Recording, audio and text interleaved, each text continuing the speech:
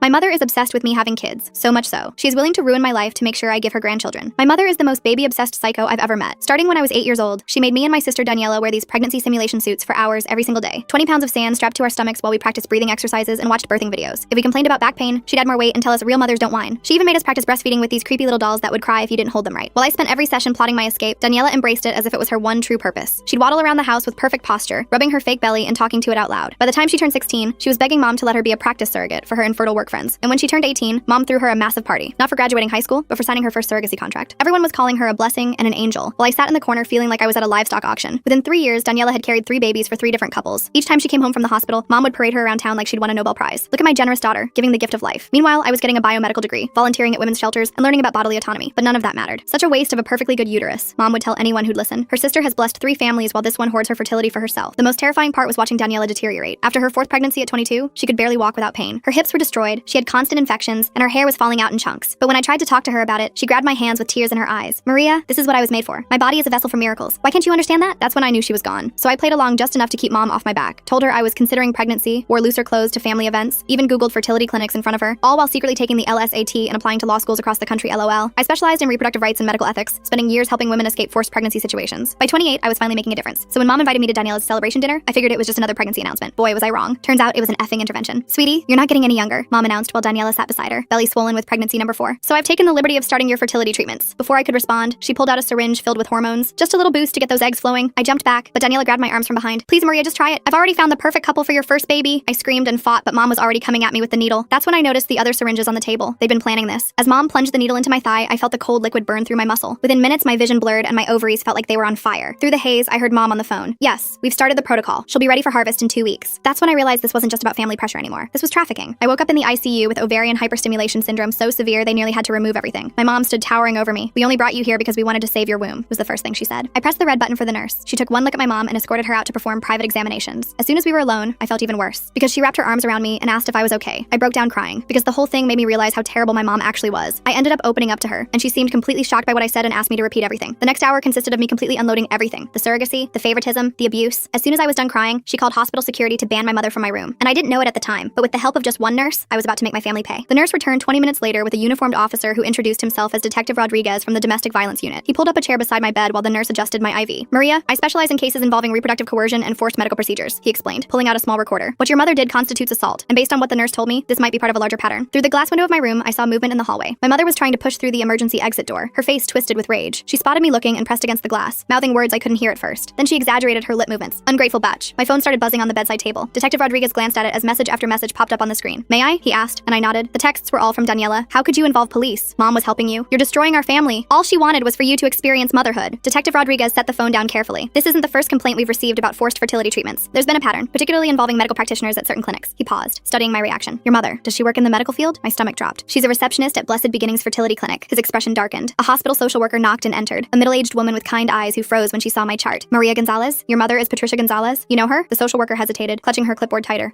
We've had some interactions. Let me get you some resources. She fumbled through her papers, clearly uncomfortable. Detective Rodriguez made notes while I described the intervention dinner. The social worker kept glancing at the door, and I noticed her hands shaking slightly as she handed me pamphlets about domestic violence resources. I need to check something, I said, reaching for my phone. I logged into my medical portal, scrolling through recent documents. There it was, dated 3 months ago, right after I'd casually mentioned to mom that James and I were thinking about our future. My medical power of attorney had been changed to my mother. This isn't my signature, I said, showing them the document. The handwriting was similar to mine, but slanted differently, the way someone might write if they were tracing. Before anyone could respond, a man in an expensive suit strode into the room. I'm representing Patricia Gonzalez. I understand there's been a misunderstanding regarding my client's daughter's medical care. That was fast, Detective Rodriguez muttered. The lawyer smoothed his tie. Maria is clearly suffering from hormone-induced psychosis. Her mother was simply trying to help when Maria became violent. We're requesting an immediate psychiatric evaluation. I'm not psychotic, I protested. The hormones in your system suggest otherwise. Ovarian hyperstimulation can cause severe mood disturbances, paranoia, even hallucinations. The hallway suddenly filled with noise. Daniela appeared with 5 small children clinging to her maternity dress. Aunt Maria needs help, she announced loudly to anyone who would listen. She's been struggling with jealousy issues for years. Hospital security arrived, trying to maintain order as the children started crying. Daniela bounced the youngest on her hip while rubbing her pregnant belly with her free hand. I grabbed my phone to call my law firm, needing backup. The receptionist answered on the second ring. Oh, Maria, your mother called earlier. She explained about your situation. Don't worry, we're handling your caseload while you recover. What? No, I'm fine. I need to speak to... The partners think it's best if you focus on getting better. Your mother said the breakdown was quite severe. I hung up, my hands trembling. Through the window, I watched my mother pull something from her purse, showing it to her lawyer. Keys, my apartment keys, my car keys. She started reciting something, and though I couldn't hear her, I recognized the pattern. She was listing my work schedule. Monday, she has court at 9. Tuesday is client meetings until 6. Wednesday, she volunteers at the women's shelter. The lawyer nodded along, taking notes. James burst through the door, still in his work clothes. Maria, I got your text. But Daniela intercepted him him in the hallway, placing a manicured hand on his arm. I couldn't hear what she was saying, but I saw her gesture toward me, then touch her temple in the universal sign for crazy. She pulled out her phone, showing him something on the screen. The nurse who'd been helping me earlier returned with a plastic bag. "These are the belongings you came in with," she said, but her expression was troubled. She pulled out several glossy brochures from Blessed Beginnings Fertility Clinic. "Those aren't mine," I said immediately. She unfolded one of the brochures. Inside was a consent form for egg retrieval, dated last week. The signature matched the one on my power of attorney document. The hospital administrator appeared in the doorway, a thin woman with a practiced smile. "Given the circumstances and the family's concerns, we think it might be best to transfer Maria to our psychiatric ward for a full evaluation, just as a precaution." Through the glass, my mother smiled. Detective Rodriguez stood up. "She's not going anywhere without a court order." "Of course," the administrator said smoothly. "We're simply considering all options for Maria's well-being." My phone buzzed again. This time it was my law school mentor, Professor Chen. "Just got off the phone with your mother. She's very concerned about your pregnancy delusions. Said you've been fixating on having a baby, but your body won't cooperate. Is everything okay?" I wanted to scream. Every avenue of my life was being systematically poisoned. I looked at Detective Rodriguez, then at the social worker who still wouldn't meet my eyes, then at James in the hallway with Daniela still whispering in his ear. "The evaluation," I said suddenly. "I'll do it. I'll prove I'm competent." The lawyer smiled. "Excellent. Dr. Margaret Whitfield will perform the evaluation. She's the best in the state." The name sounded familiar. Then it hit me. Mom's Book Club. Dr. Whitfield had been coming to our house for monthly meetings for over a decade, but it was too late to take it back. The administrator was already making arrangements, and my mother's smile through the glass had turned triumphant. The nurse squeezed my hand as she checked my IV one more time. She leaned close, pretending to adjust my pillow. "Whatever happens, don't sign anything else," she whispered. "And check your phone's location settings. Someone's been tracking you." As everyone filed out to make arrangements for my evaluation, I noticed something else. Daniela was showing James her phone again, and this time I caught a glimpse of the screen. It was a text conversation, but not recent ones. These were from 2 years ago, when James and I had first started dating, and I'd mentioned that maybe someday, far in the future, we might want kids. She was building a case that I'd always wanted children, that this was all my own frustrated desire manifesting as paranoia. And from the look on James's face, it was working. The psychiatric evaluation was scheduled for tomorrow morning. As I lay in that hospital bed, watching my mother orchestrate my destruction through a pane of glass, I realized the true horror of my situation. She'd been planning this for years, waiting for the perfect moment to spring her trap, and I'd walked right into it. The psychiatric evaluation was set for 8 a.m. I spent the night rehearsing answers in my head, trying to anticipate Dr. Whitfield's questions. The nurse from earlier shift had slipped me a sedative, whispering that I'd need rest to appear stable, but sleep wouldn't come. Every time I closed my eyes, I saw my mother's triumphant smile through that glass. Around 3 a.m., my phone lit up with an Instagram notification. Daniela had posted a photo from last month's family dinner. There I was, slumped in my chair, eyes glazed. The caption read, "Praying for my sister's fertility journey. Some women struggle more than others to accept their maternal calling." Posted 3 weeks ago, but I was just seeing it now. The comments were full of sympathy for her and concern for me. I scrolled through her feed with growing horror. She'd been documenting my journey for months. Photos of me at family gatherings, always looking tired or distracted, captions about my baby fever and fertility struggles. In one video, I was playing with her youngest daughter, and Daniela had added text overlay. "She'll be such a good mom when she stops fighting nature." My work email pinged, then pinged again and again. I opened it to find my inbox flooded with messages. The subject lines made my blood run cold. "Thinking of you during this difficult time. Take all the time you need. Your health comes first." My mother had sent an email to my entire firm from my account. I read it with shaking hands. "Dear colleagues, I'm writing to inform you that I'll be taking an indefinite leave of absence to address some personal health matters. As many of you know, I've been struggling with fertility issues and the emotional toll has become overwhelming. My family is helping me get the treatment I need. Please redirect all urgent matters to the managing partners. Thank you for your understanding during this difficult time. Maria." The timestamp showed it was sent at 2:47 a.m. While I was lying here wide awake. I tried to log into my work account to send a retraction, but my password had been changed. My hands fumbled with the password reset, but the recovery email had been switched to one I didn't recognize. My mother had locked me out of my own professional life. 3 of my clients had already responded with supportive messages. Women I'd helped escape abusive situations, now believing I was having a mental health crisis. One wrote, "I always sensed you carried deep pain about motherhood. Please don't let it consume you like it almost consumed me." The irony made me want to vomit. By 6 a.m., the psychiatric ward's morning shift was arriving. I watched through my door's window as staff members whispered to each other, glancing in my direction. News traveled fast in hospitals. They all knew I was the woman who'd attacked her mother for trying to help with fertility treatments. A breakfast tray arrived, but I couldn't eat. My hands shook too badly to hold the plastic spoon steady. When I tried to drink the juice, I noticed a bitter aftertaste and set it down immediately. After what I'd learned about the drugging at family dinners, I couldn't trust anything. Detective Rodriguez arrived at 7:30, looking exhausted. "I've been investigating all night," he said quietly, pulling his chair close. "Your mother's name appears in several concerning patterns at that fertility clinic. But Maria," he hesitated, "the evidence is complicated. She's been very careful to make everything look like loving family support." "What kind of patterns?" I asked. "Young women, mostly from troubled backgrounds, who suddenly decide to become egg donors or surrogates after meeting with clinic staff. Your mother often handles their intake paperwork." He showed me a folder. "But here's the problem. They all sign consent forms. They all pass psychological evaluations. On paper, everything looks legitimate, because the system is designed to protect the clinic, not the women," I said. He nodded grimly. "I need more evidence to build a case. But right now, I'm more concerned about getting you through this evaluation safely." Dr. Whitfield arrived precisely at 8 a.m., carrying a leather briefcase and wearing a sympathetic smile that didn't reach her eyes. She was exactly as I remembered from Mom's book club meetings. Silver-haired, professionally dressed, with reading glasses on a pearl chain. "Maria, dear," she said warmly, "your mother has told me so much about your struggles." Detective Rodriguez started to object, but she held up a manicured hand. "I'm afraid this evaluation must be conducted privately. Standard protocol." "I'm staying," he said firmly. "Then I'll have to note in my report that the patient required police supervision, which suggests violent tendencies." Her smile never wavered. "Your choice, detective." He looked at me, jaw clenched. I nodded slightly. We both knew she'd already made up her mind about her report. Having him removed would just give her more ammunition. After he left, Dr. Whitfield settled into the visitor's chair and opened her briefcase. Inside, I glimpsed what looked like completed forms. The evaluation results, already written. "Now then," she began, pulling out a tablet. "Let's talk about your relationship with motherhood." For the next hour, every question was a trap. When I explained I'd chosen career over children, she typed notes about defensive rejection of femininity. When I mentioned helping women escape reproductive coercion, she murmured about projection of internal conflicts. When I tried to tell her about the forced injection, she asked if I often felt persecuted by maternal figures. "Your mother mentioned you've been playing with dolls recently," she said, studying me over her glasses. "What? No, I haven't. She found them in your apartment. Baby dolls, hidden in your closet." She showed me a photo on her tablet. 3 dolls I'd never seen before, tucked behind my winter coats. It's quite common for women experiencing fertility grief to regress to childhood coping mechanisms. I stared at the photo, my mind racing. The dolls were positioned carefully, blurry, as if someone had staged them. One was holding a tiny bottle. Another had a miniature diaper bag. The third was wrapped in a blanket that looked handmade. Those aren't mine, I said. Denial is also common, Doctor. Whitfield replied, typing rapidly. Maria, there's no shame in wanting children, but when that desire becomes so overwhelming that you lash out at family members trying to help, she injected me with fertility hormones against my will. She tried to give you a vitamin supplement, according to witnesses. You became violent and had to be restrained. She tilted her head sympathetically. The mind can play tricks when we're under stress. Sometimes we misinterpret loving gestures as attacks. My phone buzzed. A notification from my bank. A large withdrawal from my savings account. When I tried to check it, Dr. Whitfield reached over and gently took the phone. Let's focus on our conversation, she said, placing it in her briefcase. Tell me about your jealousy toward Daniela. I'm not jealous of my sister. 7 successful pregnancies, a loving family, the admiration of your community. She leaned forward. Meanwhile, you've dedicated your life to preventing other women from experiencing motherhood. Don't you see the connection? Every protest I made was twisted into evidence of my instability. By the time she finished, she painted a picture of a woman so consumed by fertility grief that she constructed an elaborate persecution fantasy rather than admit her own desires. I'm recommending a 72-hour hold for observation, she announced, closing her tablet. With continued therapy, I believe we can help you work through these delusions. You can't do this, I said. I know my rights. Of course you do, dear. You've spent years studying law to compensate for what you perceive as your feminine failures. She stood, smoothing her skirt. The hold begins immediately. Psychiatric transport will be here within the hour. After she left, I grabbed the room's phone to call someone, anyone, but who? My firm thought I was having a breakdown. My boyfriend was being poisoned against me by my sister. My bank accounts were being drained. Even my mentor had been reached by my mother's campaign. The transport team arrived while I was still holding the dead phone. 2 orderlies with kind faces and firm grips. They spoke to me like I was fragile, dangerous, unpredictable. The nurse who'd helped me earlier was nowhere to be seen. As they prepared me for transport, I saw my mother in the hallway. She was talking to Dr. Whitfield, occasionally dabbing at her eyes with a tissue. The concerned mother, bravely handling her daughter's mental health crisis. Other staff members patted her shoulder sympathetically. The psychiatric ward was in a separate building, connected by an underground tunnel. The fluorescent lights hurt my eyes as they wheeled me through. The orderly pushing my wheelchair hummed tunelessly. The sound echoed off the concrete walls, mixing with the squeak of wheels and the distant clang of doors. My new room was small and sterile. White walls, a narrow bed with restraint straps visible, a small window with reinforced glass. They gave me paper scrubs to wear and took my belongings for safety reasons. The nurse doing intake was young, efficient, and clearly uncomfortable. Any history of mental illness? She asked. Number of sewer slide attempts? Number of violent episodes? No, wait, they're saying I attacked my mother, but I'll put down one recent episode. She typed quickly. Dr. Whitfield's orders say you're to have no visitors except family for the first 24 hours. No phone calls. It's for your own stability. That's illegal. I have the right to contact my lawyer. She bit her lip. I'll have to check with the attending physician about that. But the attending physician was conveniently unavailable, as were the patient advocates, the ward administrator. Everyone who might help was somehow unreachable. I was trapped in a bureaucratic maze designed to look like treatment. My mother arrived that afternoon with a suitcase. I brought you some comfortable clothes, she announced, setting it on the bed, and some photos of Daniela's babies. I thought they might help you remember what we're working toward. She unpacked methodically. Maternity clothes, all in my size. Prenatal vitamins, a journal titled My Fertility Journey, with the first several pages already filled out in handwriting that looked almost like mine. Photos of babies I'd never met, labeled with names like your nephew and your godson. The retrieval is scheduled for next week, she said conversationally, hanging up a dress clearly designed for a pregnant woman. Dr. Martinez at the clinic is very optimistic about your egg quality. 28 is still young enough for excellent results. I'm not consenting to egg retrieval. Of course not, dear. Not in your current state. She smoothed the dress on its hanger. That's why I've petitioned for temporary medical conservatorship, just until you're thinking clearly again. She pulled out a folder thick with documents. Legal forms, medical papers, psychiatric evaluations. My signature on half of them, forged but convincing. A paper trail stretching back months, documenting my supposed descent into fertility obsession. Your work friends have been so supportive, she continued. Several have written letters for the conservatorship hearing. They've noticed your preoccupation with pregnancy for some time, apparently. All those pro bono cases for pregnant women, they thought you were working through something personal. I watched her redecorate my psychiatric room into a nursery in waiting. She'd brought a small ultrasound photo in a frame, labeled Baby Gonzalez with next month's date, a mobile with tiny elephants, a book about pregnancy nutrition, each item carefully chosen to support her narrative. Daniela sends her love, Mom said, pulling out her phone. She's been so worried about you. She showed me a video. Daniela in a hospital bed, surrounded by flowers, cradling her newest baby. Hi, Maria, my sister said to the camera, her voice weak but warm. I just wanted you to know that I love you. And when you're ready, there's a wonderful couple waiting to give your babies all the love in the world, just like mine are getting. Don't fight this, okay? Let Mom help you. She only wants what's best. The baby in her arms started crying. Daniela winced as she adjusted her position, and I saw the flash of pain across her face. The camera shook slightly. Whoever was filming had noticed too. Then the video cut off. She's so brave, Mom said, tucking the phone away. 5 pregnancies now, and she never complains, unlike some people. A commotion in the hallway interrupted her. Raised voices, then the sound of security being called. Through the small window in my door, I saw the nurse who'd helped me in the ICU being escorted out by security. She was carrying a box of personal items, her face flushed with anger. My mother followed my gaze and smiled. Oh yes, she was let go this morning. HIPAA violations, I heard. Sharing patient information without authorization. Such a shame. She seemed like a nice girl. The message was clear. Anyone who helped me would pay the price. After Mom left, I tried to sleep but couldn't. The bed was too firm, the room too bright, the sounds of the ward too unsettling. Someone down the hall was crying. Another patient kept asking for their mother. The night nurse did checks every hour, shining a flashlight through the window. Around midnight, a different nurse slipped into my room. She was older with graying hair and tired eyes. I don't have long, she whispered, but I knew your nurse friend. She asked me to give you this. She pressed a small piece of paper into my hand. A phone number, nothing more. Call it when you can, she said. Not from here. They monitor the ward phones, but when you get out, she glanced nervously at the door. There are more of us than you think. Women who've seen what happens at that clinic. We've been too scared to speak up. She left as quickly as she'd come. I memorized the number and then tore the paper into tiny pieces, flushing them down the toilet. Evidence of conspiracy, my mother would call it. Proof of paranoid delusions, Dr. Whitfield would say. The next morning brought group therapy. 6 women in a circle, sharing their struggles. The therapist, a young man with an earnest face, encouraged us to explore our relationships with femininity. When my turn came, I stayed silent. Anything I said would be documented, twisted, used against me. Maria is working through some fertility grief, the therapist explained to the group. Sometimes that manifests as rejection of traditional female roles. One of the other women, barely out of her teens, looked at me with sympathy. I get it, she said. I used to think I didn't want kids either, but therapy helped me realize I was just scared of not being good enough. I wanted to scream that not wanting children was a valid choice, that femininity wasn't defined by reproduction, that I was here because I'd helped too many women escape exactly this kind of pressure, but I just nodded and let them draw their own conclusions. Lunch was in a common room with barred windows. I picked at the food, still paranoid about substances. My table mate, an older woman with hollow eyes, leaned over conspiratorially. "First time?" she asked. I nodded. "Word of advice, agree with everything they say. Fastest way out is through compliance." She stirred her pudding absently. "I've been here 6 times. Keep fighting my daughter about custody of my grandkids, but this time I'm gonna play along. Tell them I understand boundaries, accept my role." Her laugh was bitter. "Whatever gets me out, right?" That afternoon, I had individual therapy with Dr. Whitfield. She'd set up a permanent office on the ward to better serve my patients. The walls were covered with inspirational posters about motherhood and healing. "Your mother tells me you were asking about the retrieval procedure," she began. I wasn't. "It's natural to be curious. Many women find that understanding the medical process helps alleviate their fears." She pulled out a brochure from Blessed Beginnings. "The clinic has an excellent success rate, and the couple your mother has selected is just lovely. He's a doctor, she's a teacher. They've been trying for 5 years. I'm not donating my eggs." "Of course not. You're donating the possibility of life. There's a difference." She made a note on her pad. "Maria, I want you to try something. Close your eyes and imagine holding your biological child. Even if another woman carries them, they'll still be yours in the way that matters." I kept my eyes open, staring at her diplomas on the wall, all from respectable institutions, all legitimate. This wasn't some back alley operation. It was a fully licensed psychiatrist in an accredited hospital doing exactly what the system allowed her to do. "Resistance is normal," she continued, "but I think deep down, you know your mother is right. You've spent so many years fighting your nature that you've convinced yourself the fight is the purpose. But what if you just let go?" James came during visiting hours, but I was told family only. Daniela arrived instead, moving slowly, one hand supporting her belly. She'd brought her 5 children, who fidgeted uncomfortably in the sterile visiting room. "Aunt Maria is sick," she told them, "but she's getting better." The oldest, a girl about 6, studied me solemnly. "Grandma says you're going to have babies soon too." "That's right, sweetheart," Daniela said before I could respond. "Aunt Maria just needs some help remembering how much she wants them." She'd brought photos from our childhood, the 2 of us with those horrible pregnancy suits, but she'd edited them somehow. In these versions, I was smiling, playing along, happy. "Remember how you used to name your pretend babies?" she asked. "You had a whole list. Emma, Sophia, little James Jr. if it was a boy." "That was you," I said quietly. "Those were your names." "No, Maria." She pulled out a notebook, weathered and familiar. My childhood diary. She opened it to pages I didn't remember writing. Lists of baby names and handwriting that looked like mine but wasn't. "See? You've always wanted this. The stress just made you forget." The children watched our exchange with wide eyes, learning, absorbing, seeing how Aunt Maria was being helped to remember her true purpose. The oldest kept glancing at her mother's swollen belly, then at my flat stomach, confusion clear on her face. After they left, I found myself in the bathroom, staring at my reflection. The fluorescent lights made me look pale, hollow, like the other women on the ward. I wondered how many of them were here for similar reasons, how many had fought too hard against expectations and ended up labeled as crazy. That evening, there was an incident. A new patient, young and terrified, had been brought in screaming about being forced to have a baby. Security had to restrain her while nurses administered sedatives. Through my cracked door, I heard fragments of her story. Religious parents, pregnancy pact, escape attempt. By morning, she was calm, compliant, sitting in group therapy talking about how she'd misunderstood her family's love. "Sometimes we perceive care as control," the therapist said, nodding approvingly. "But with medication and therapy, we can learn to accept support." I watched her carefully, the slight tremor in her hands, the delayed responses, the way she agreed with everything, even contradictory statements. They'd medicated her into submission, and everyone pretended it was healing. My own medication arrived with breakfast, just to help with the anxiety, the nurse explained. I recognized the pills, mild sedatives, nothing too serious. But I knew they were just the beginning. Refuse too long, and they'd find reasons for stronger interventions. I palmed the pills, pretended to swallow. Later, I'd flush them like the phone number, but I couldn't keep this up forever. Eventually, they'd do mouth checks, inject medications, find ways to ensure compliance. The conservatorship hearing was in 3 days. Dr. Whitfield assured me it was just a formality, and that I didn't need to attend. "Your mother will handle everything. You just focus on getting better." But I knew what that hearing meant. Once she had conservatorship, she could consent to anything on my behalf. Egg retrieval, hormone treatments, even forced pregnancy if she found a suitable way to frame it as therapeutic. That night, I lay awake planning. Not escape, that would only prove my instability, but compliance. Strategic, calculated compliance that might get me released before the hearing. I'd have to become what they wanted to see. A woman who'd accepted her true desires, who understood her mother's love, who was ready to embrace motherhood. The performance would have to be perfect. One slip, one moment of resistance, and I'd be here indefinitely. But if I could convince them I'd had a breakthrough, shown proper gratitude for their help, maybe, just maybe, I could get out in time to fight the conservatorship. I thought about all the women I'd helped over the years, how many had been in similar positions, trapped by family expectations, medical systems, legal frameworks that prioritized reproduction over autonomy. I'd fought for them in courtrooms and shelters. Now I had to fight for myself with the only weapons left, manipulation and lies. The irony wasn't lost on me. To prove I was sane, I had to act crazy. To maintain my autonomy, I had to surrender it. To escape my mother's control, I had to embrace everything she wanted me to be. Tomorrow, I'd start my performance, cry in therapy about my empty womb. Thank Dr. Whitfield for helping me see the truth. Ask Daniela for advice about egg donation. Let my mother dress me in those maternity clothes and tell her how right they felt. Every word would burn. Every gesture would betray everything I believed. But it was the only way out that didn't involve a needle in my arm and stirrups in an operating room. The night nurse did her check, flashlight sweeping across my face. I kept my breathing even, feigning sleep. Down the hall, someone was crying again, or maybe still. In places like this, the crying never really stopped. 3 days. I had 3 days to convince them I was cured of the terrible affliction of not wanting children. 3 days to perform the most important act of my life. The real tragedy was that I knew I could do it. Years of watching Daniela had taught me exactly what to say, how to act, what they wanted to see. I could become the perfect patient, grateful for their intervention, eager to fulfill my biological destiny. And maybe that was the worst part. Not that they were trying to break me, but that I knew exactly how to let them think they'd succeeded. The next morning, I woke with newfound determination. During group therapy, I raised my hand for the first time. "I think I understand now," I said, letting my voice crack. "All these years, I've been running from what I really wanted." The therapist leaned forward eagerly. "Tell us more, Maria." I described a fabricated dream about holding a baby, watching the other women nod knowingly. When Dr. Whitfield arrived for our session, I was ready. "I want to apologize," I began, twisting my hands in my lap. "You were right. I've been using my career to avoid facing my fertility grief." She practically glowed. "This is wonderful progress, Maria." For the next hour, I fed her exactly what she wanted to hear. How jealous I'd been of Daniela's pregnancies. How my work with reproductive rights was really about controlling what I couldn't have. By the end, she was typing furiously, documenting my breakthrough. "I think we should tell your mother," she said. "She'll be so relieved." When Mom arrived that afternoon, I was wearing one of the maternity dresses she'd brought. The fabric hung loose on my frame, but I kept rubbing my flat stomach the way I'd seen Daniela do countless times. "Oh, sweetie," Mom Mom said, tears in her eyes. You look so natural. I let her hug me, fighting the urge to push her away. I'm sorry I fought you, I whispered. You were just trying to help. She pulled back, studying my face. For a moment, I thought she saw through the act. Then she smiled and pulled out her phone. Daniela needs to hear this, she said, already dialing. I spent the rest of the day performing, asking Mom about the egg retrieval process, looking at photos of the couple who wanted my eggs, even practicing breathing exercises from those horrible childhood sessions. Dr. Whitfield was so impressed that she mentioned possibly expediting my release. If you continue showing this level of insight, we might not need the full 72 hours. That night, I couldn't sleep. Tomorrow was crucial. I needed to maintain the performance while somehow getting access to a phone or computer. The conservatorship hearing was in 2 days, and I had to find a way to contest it. The next morning brought a surprise. James arrived during visiting hours, and this time they let him in. He looked exhausted, conflicted. Your mom said you're doing better, he said carefully. I wanted to scream the truth, but I knew they were probably monitoring us. Instead, I reached for his hand. I've been so confused, I said, but I'm starting to understand what I really want. He studied my face, and I tried to communicate silently. His eyes widened slightly. Did he understand? Maybe when you get out, we can talk about our future, he said slowly. I'd like that, I replied, squeezing his hand 3 times. Our old signal for play along. After he left, I felt a spark of hope. Maybe he hadn't completely bought Daniela's lies. That afternoon, I convinced the ward staff to let me use the computer in the day room to research fertility options. Instead, I quickly logged into my email through a web browser. My password still worked on my personal account. I fired off a message to a colleague who specialized in conservatorship law, keeping it vague but urgent. Then I checked my bank accounts. More money had been withdrawn. At this rate, I'd be broke within a week. Finding good information? A nurse asked, approaching. I quickly switched tabs to a fertility clinic website. Just learning about the process, I said brightly. She smiled and moved on. I had maybe 5 more minutes before someone got suspicious. I navigated to the court website and found the conservatorship filing. My mother had claimed I was gravely disabled due to fertility-related psychosis. The hearing was scheduled for tomorrow at 2 p.m. I memorized the case number and courtroom, then cleared the browser history. If I could just get released in the morning, I might make it to court. That evening, Dr. Whitfield called an emergency session. My stomach dropped. Had they discovered my computer use? Your mother told me you've been asking about specific fertility clinics, she said. I'm so pleased with your progress that I'm recommending immediate release. I blinked. Really? You'll need to continue outpatient therapy, of course, but I think you're ready to take the next steps in your journey. She smiled. Your mother has already made an appointment at Blessed Beginnings for tomorrow afternoon, the same time as the conservatorship hearing. That's wonderful, I managed to say. I was released the next morning at 9 a.m. Mom was waiting with a bouquet of flowers and a gift bag. I bought you some prenatal vitamins, she said, handing me the bag. Just to prepare your body. I smiled and accepted them, already planning my next move. Mom, I need to stop by my apartment first. Change clothes, feel normal again. Her smile faltered. Oh, but we have appointments. Please, I said, channeling Daniela's manipulation tactics. I want to look my best when we go to the clinic. This is such an important day. That worked. She drove me to my apartment, though she insisted on coming inside. While she waited in the living room, I locked myself in the bathroom and called the colleague I'd emailed. Maria, I got your message. The hearing is at 2 p.m., right? I'll be there. I can't make it, I whispered. My mother will have me at the fertility clinic. Can you file an emergency motion? Without you present, it's harder, but I have evidence, I interrupted. Check my work email. Password is, I gave her my credentials. There's a folder labeled personal. Everything's there. I hung up as Mom knocked on the door. Everything okay, sweetie? Just nervous. I called back. I emerged to find her rearranging my bookshelf, removing my law texts and replacing them with pregnancy guides she'd brought. Much better, she said. Now, let's get you changed. She'd brought an outfit, a flowing dress that suggested fertility and femininity. I put it on, playing the part. We arrived at Blessed Beginnings at 1:30. The waiting room was full of hopeful couples and young women who looked vaguely disconnected. I recognized the look from my years of advocacy work. Patricia, a nurse greeted my mother warmly. And this must be Maria. We've heard so much about you. They whisked me back for preliminary testing, while Mom filled out paperwork. The nurse chattered about success rates and happy families while drawing my blood. Your mother says you're eager to help a special couple, she said. Very eager, I lied. At 2:15, I asked to use the bathroom. Instead, I slipped out a side door and called a rideshare. The courthouse was only 10 minutes away. I burst into the courtroom at 2:25. The judge was already speaking, my mother at the petitioner's table with her lawyer. My colleague stood at the respondent's table, looking relieved to see me. Your Honor, she said quickly, my client has arrived. Mom's face went white, then red. She's supposed to be at the clinic. Interesting, the judge said dryly. Ms. Gonzalez, are you here of your own free will? Yes, Your Honor, and I'd like to contest this conservatorship petition. The next hour was brutal. Mom's lawyer presented Dr. Whitfield's evaluation, the psychiatric hold, my confession of wanting children. But my colleague countered with the evidence I'd gathered, the forged signatures, the timeline of Mom's planning, the pattern of coercion at the clinic. Your Honor, I said when given the chance to speak, I don't have fertility grief. I have a mother who's built her entire identity around her daughter's reproductive capacity. She drugged me, forged documents, and orchestrated an elaborate campaign to destroy my credibility when I refused to participate in her breeding agenda. Mom started crying. I just wanted grandchildren. Is that so wrong? You have 5 grandchildren, I pointed out. Through Daniela, who can barely walk anymore because of what you've done to her body. She chose that life, did she? Or did you condition her from age 8 to believe she had no other value? The judge called for order. After reviewing the evidence, including the hair follicle test results my colleague had subpoenaed, he made his decision. The petition for conservatorship is denied, he said firmly. Furthermore, I'm issuing a restraining order. Ms. Patricia Gonzalez, you are to have no contact with your daughter Maria. Mom wailed. Her lawyer whispered urgently in her ear, but the decision was final. As we left the courthouse, I saw Daniela in the parking lot, struggling to get out of her minivan with her swollen belly. She'd brought all 5 children. How could you? She called out. Mom loves us. She loves what our bodies can do for her, I replied. There's a difference. The oldest child, the 6-year-old girl, tugged on Daniela's dress. Mommy, why is Grandma crying? Daniela didn't answer. She couldn't. Because how do you explain to a child that they're being groomed for the same fate? I walked away, my colleague beside me. What now? She asked. Now I file a complaint with the medical board about Blessed Beginnings, I said, and I start documenting everything for the civil suit. What about your sister? I looked back at Daniela, still standing by her van, children clustered around her like shields. I can't save someone who doesn't want to be saved, but maybe I can protect her daughters. That evening, James came to my apartment. We sat on my couch, the same one where Mom had probably planted those dolls, and talked for hours. I almost believed them, he admitted. The texts, the photos, the stories, it all seemed so real. That's how good manipulators work, I said. They take a grain of truth and build a mountain of lies. He stayed the night. Not romantically, neither of us were ready for that. But having someone there who believed me, who saw through the gaslighting, made me feel human again. The next few weeks were a blur of legal filings. Therapy, real therapy, not Dr. Whitfield's manipulation, and slowly reclaiming my life. My firm welcomed me back after I explained the situation. Several of my clients reached out, apologizing for doubting me. The investigation into Blessed Beginnings revealed what I'd suspected, a pattern of targeting vulnerable women, often referred by concerned family members like my mother. The clinic was shut down pending review. Mom tried to contact me through flying monkeys, mutual acquaintances, distant relatives, even my childhood priest. Each time, I documented it for the restraining order file. Daniela gave birth to her 6th child 6 weeks later. I heard through the grapevine that there were complications, bad ones. She survived, but barely. The doctors told her no more pregnancies. I wanted to feel vindicated, but I just felt sad. She was my sister, despite everything. And now she was facing the reality of a body destroyed in service of someone else's vision. 3 months after the conservatorship hearing, I got a call from an unknown number. I almost didn't answer, but something made me pick up. Aunt Maria? A small voice said. It's Emma, Daniela's oldest daughter. Hi, sweetheart, I said carefully. Is everything okay? Mommy's sick again, and Grandma keeps talking about when I'm older and can have babies. Her voice dropped to a whisper. I don't want to be like Mommy. My heart broke and soared simultaneously. You don't have to be, Emma. You can be whatever you want. Can I